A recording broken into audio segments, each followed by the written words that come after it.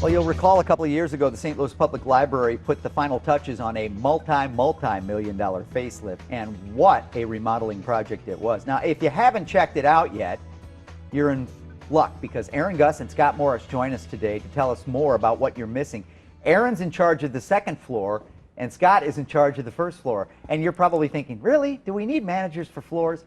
Until you get in this place, you won't believe how much there is. It is not, and that was, you know, that was a concern of mine when this started, was that so much has gone online and people have access to so much information at home. I'm not sure who I'm addressing this to, but you'll know where I'm going. That maybe libraries were going to get cut back. This seems like we've taken things to the next level. Absolutely. I mean, I think that it's really an investment in the city and in downtown that the library is here, and it's gorgeous. You can talk about it. Yeah. Go ahead. I'm sorry.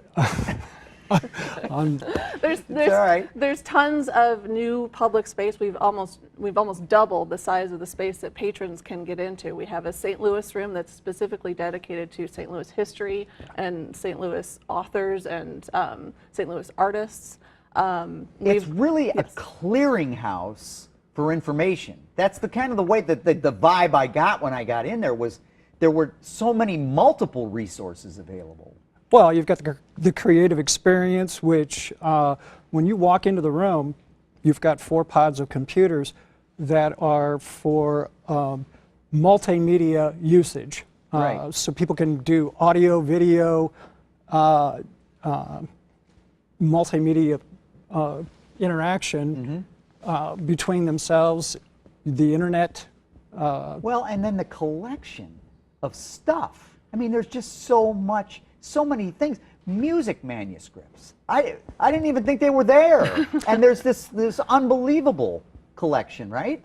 Yeah, absolutely. There's tons back in the stacks. We brought a bunch of that material back out into the room so people can browse it.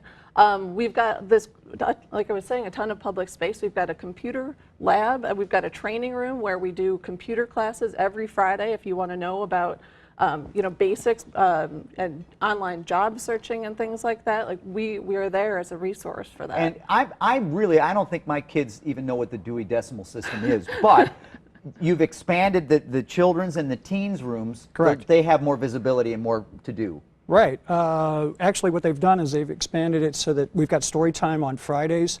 We're actually having 65 to 70 kids are showing up every Friday, 10:30 in the morning.